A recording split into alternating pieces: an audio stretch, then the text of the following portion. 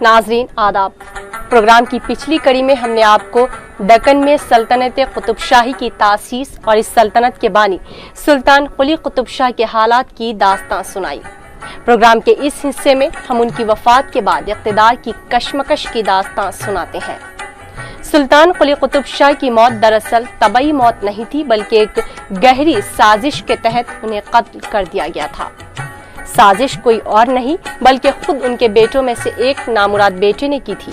ऐन उस वक्त जबकि सुल्तान उन्हीं की बनवाई हुई मस्जिद सफ़ा की तामीर के आखिरी मराहिल का मुआयना कर रहे थे। दौरान नमाज उन्होंने जामे शहादत नोश फरमाया। आइए अब ये दास्तां भी सुन लेते हैं।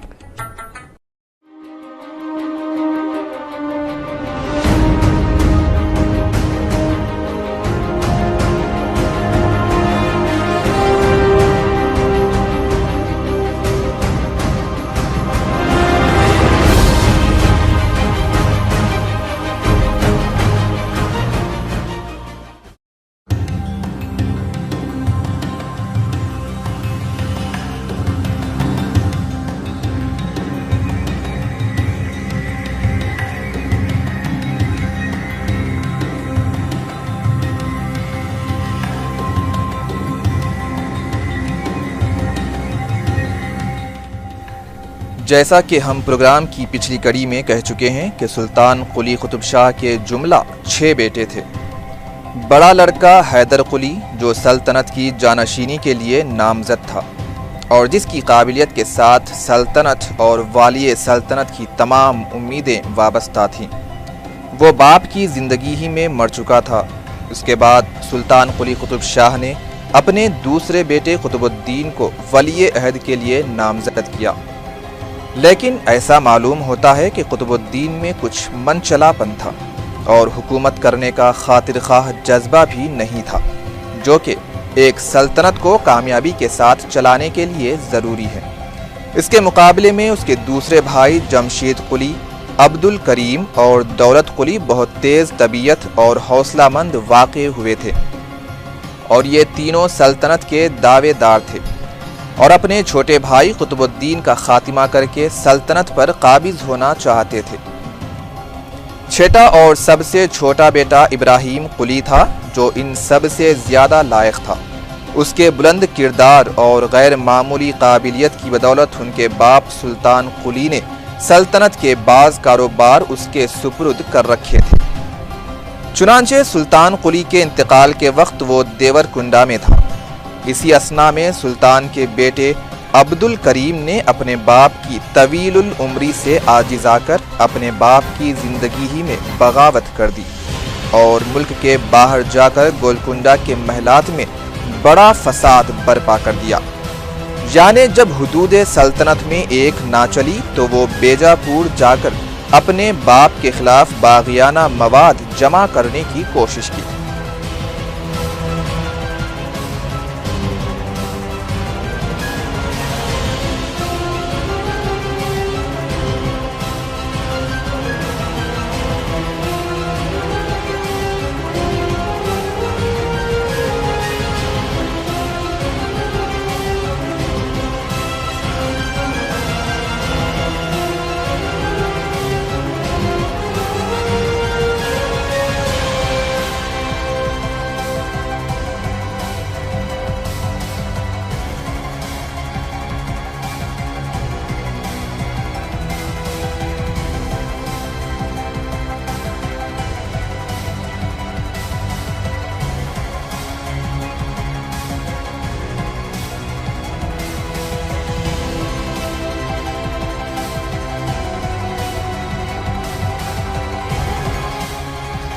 लेकिन ये तमाम कोशिशें बाराबर नहीं हुई और वो बिलाखिर बेजापुर ही में मर गया।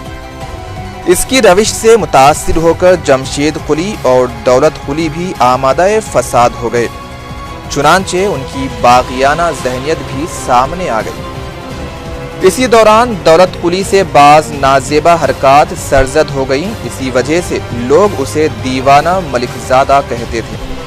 इन दोनों की नाजेबा हरकत की वजह से सुल्तान कुली पर इनकी बागियाना सरगर्मी का पर्दा फाश हो गया और सुल्तान कुली ने ان دونوں کو الگ الگ قلعوں میں قید کروا دیا تاکہ یہ دونوں آپس میں ملنے نہ پائیں اور بغاوت کی آگ نہ پھیلے۔ جمشید قلی گولکنڈہ قلعے میں اور دولت قلی بھونگیر کے قلعے میں قید تھے۔ چونکہ دولت قلی مرکزی حکومت گولکنڈہ سے بہت دور تھا، اسی لیے وہ بے بس تھا اور کسی سازش میں حصہ نہ لے سکتا تھا، اور بھونگیر ہی کے قید خانے میں عمر بھر رہا اور وہیں قید ہی میں مر گیا۔ لیکن جمشید قلی کا خود گولکنڈہ میں قید ہونا اس کے لیے فائدہ مند ثابت ہوا۔ وہ اپنے بھائی دولت قلی سے کہیں زیادہ چالاک اور موقع پرست واقع ہوا تھا۔ اس نے جیل میں رہ کر بھی اپنے سارے ذرائع پیدا کر لیے اور ہر دم سازشوں میں مصروف رہنے لگا۔ اس نے قید ہی سے جال پھیلایا۔ اس وقت اس کے اپنے چھوٹے بھائی قطب الدین سے زیادہ ڈرنا تھا، کیونکہ وہ سمجھتا تھا کہ قطب الدین جیسے کمزور آدمی کو راستے سے ہٹانا مشکل نہیں ہے۔ سب سے بڑی رکاوٹ اس کو اپنے باپ کی طرف سے تھی، جو قطب الدین کی طرف زیادہ مائل تھا۔ جمشید نے سوچا کہ اگر سلطان قلی قطب شاہ طبعی موت سے مرتے ہیں تو ظاہر ہے وصیت کے مطابق قطب الدین کے لیے راستہ صاف ہو جائے گا، کیونکہ ممکن ہے باپ اپنی زندگی ہی میں قطب الدین کو جانشین بنا دے۔ اسی لیے جمشید نے خود اپنے باپ کو قتل کرنے کی سازش کرتے ہوئے ایک شخص میر محمود ہمدانی کو اس کام کے لیے مقرر کیا، جس نے موقع پا کر اس وقت جبکہ سلطان نماز پڑھ رہے تھے اچانک حملہ کر کے قتل کر دیا۔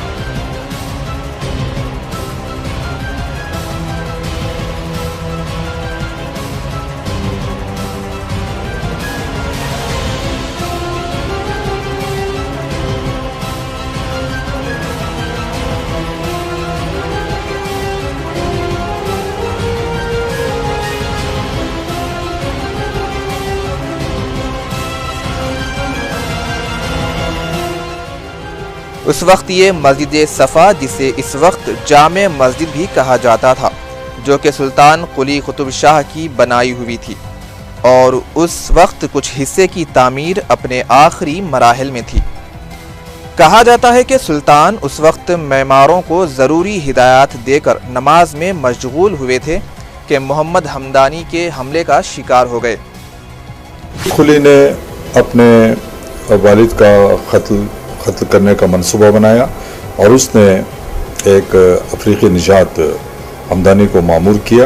اس نے حالت نماز میں قطب الملک کو شہید کیا، اور اس نے جب خبر دینے کی کوشش کی تو اس کا بھی قتل بے دردی سے جمشید قلی نے کر دیا۔ اس کا مقصد یہ تھا کہ کہیں وہ راز فاش نہ ہو جائے۔ اس کے باوجود بھی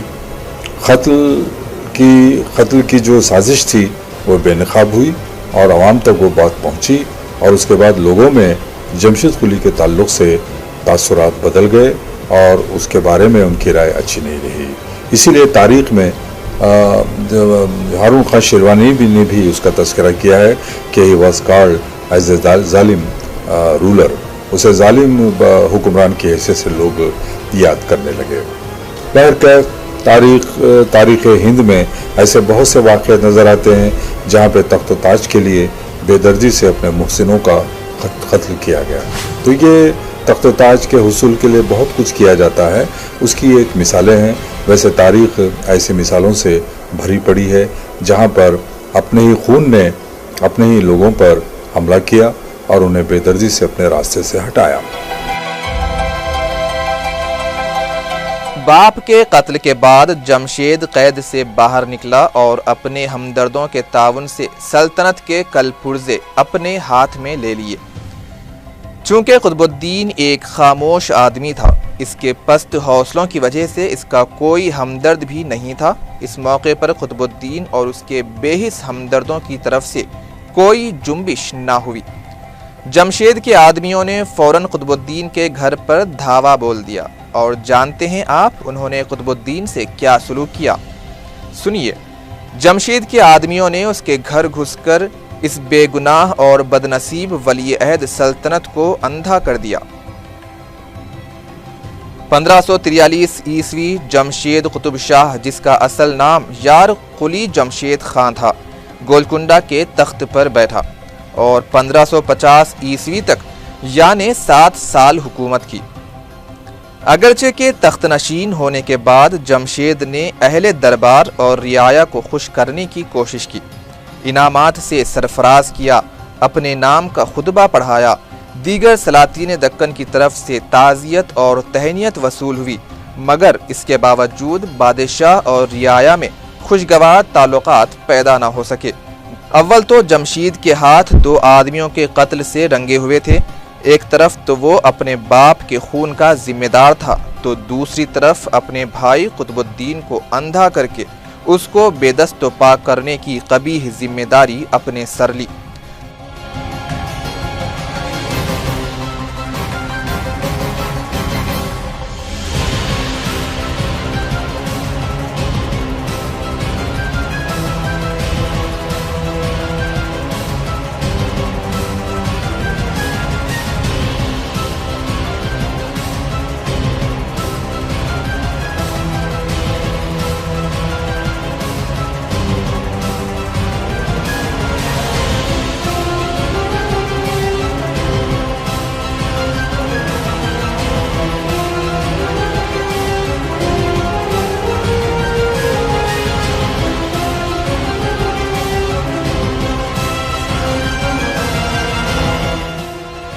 باپ کا قتل کرنا ایک ایسا قبیح فعل ہے کہ قدیم و جدید کوئی بھی تمدن اس کو برداشت نہیں کر سکتا۔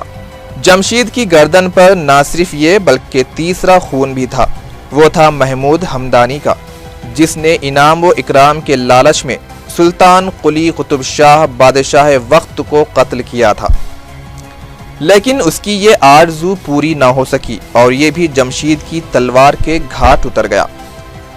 محمود ہمدانی سلطان کے قتل کے بعد جب جمشید کے پاس پہنچا تو جمشید نے اس ڈر سے کہ کہیں اس سازش کا پردہ فاش نہ ہو جائے، محمود ہمدانی کو قتل کر کے اس کو ایک گڑھے میں دفن کر دیا تاکہ راز فاش نہ ہونے پائے۔ اس طرح یہ قاتل بھی جمشید کی حرص و ہوس کا شکار ہوا۔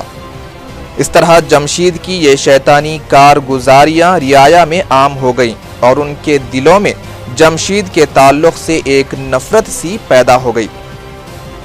شہر میں ہر جگہ ان واقعات کے چرچے تھے، اگرچہ کہ نئے بادشاہ کی تخت نشینی ہمیشہ مسرت و شادمانی کا پیغام لاتی ہے اور اہل ملک خوشی کا اظہار کرتے ہیں، لیکن جمشید قطب شاہ کی تخت نشینی کی رسم بجائے مسرت کے ملک میں غم و غصہ بڑھاتی رہی۔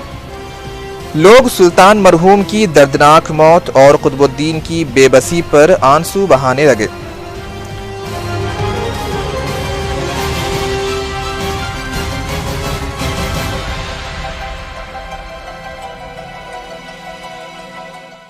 امراء و عہدیدار دربار میں شریک تو ہوئے لیکن وہ دل سے خوش نہ تھے۔ اس سے جمشید کی تلخ طبیعت نے بھی اس فضا کو مقدر بنا دیا تھا۔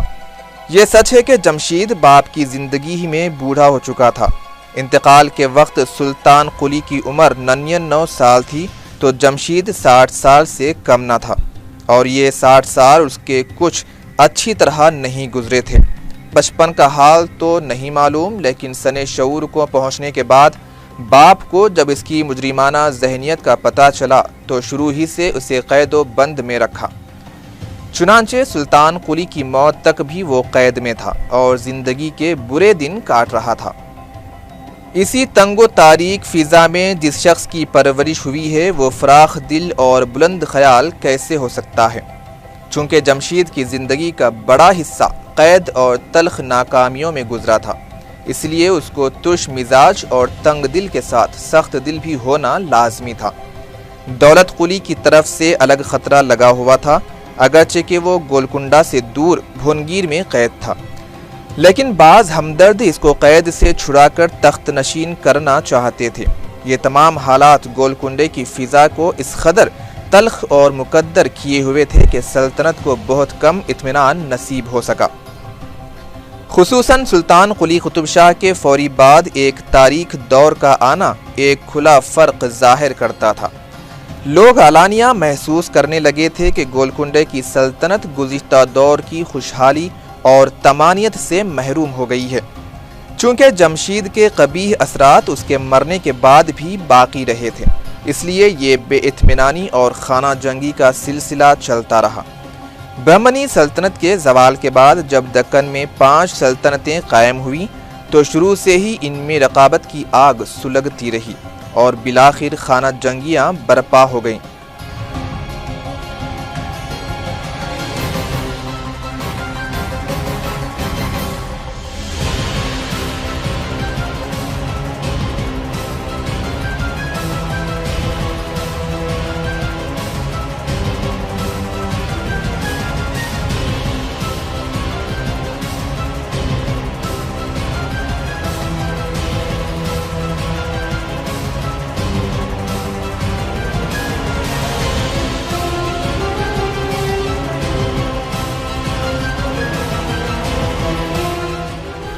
جمشید کا عہد تو بس انہی لڑائیوں کی داستان ہے۔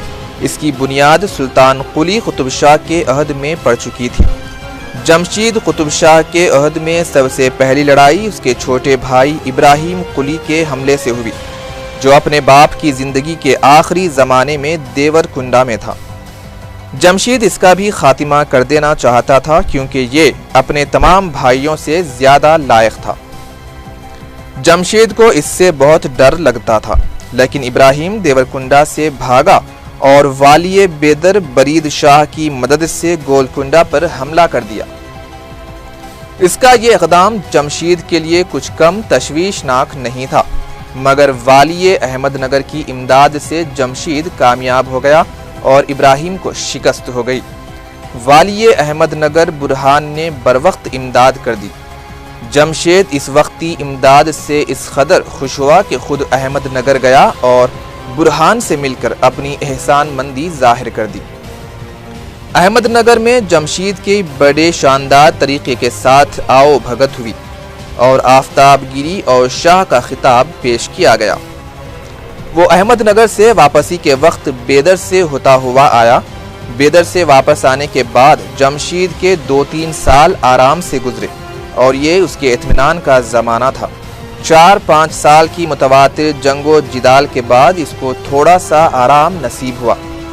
2 سال کے بعد جمشید مرض کینسر میں مبتلا ہوا، جس کے اثر سے وہ بالآخر سن 1550 عیسوی میں فوت ہو گیا اور صرف 7 سال ہی اس نے حکومت کی۔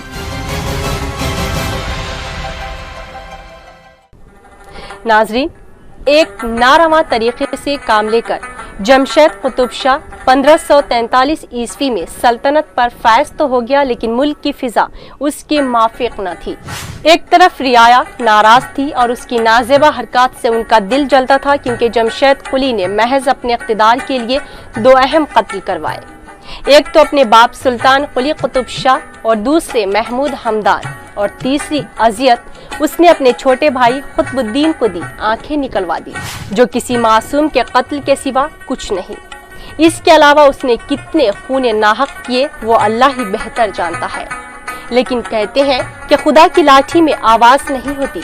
ناظرین، جمشید قلی صرف 7 سال حکومت کر کے مرض کینسر میں مبتلا ہو کر اس دنیا سے چل بسا۔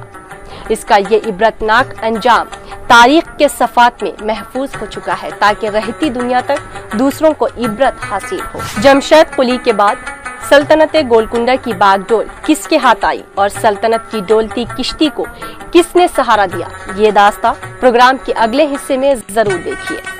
تب تک کے لیے رضوانہ کو دیجیے اجازت۔ اللہ حافظ۔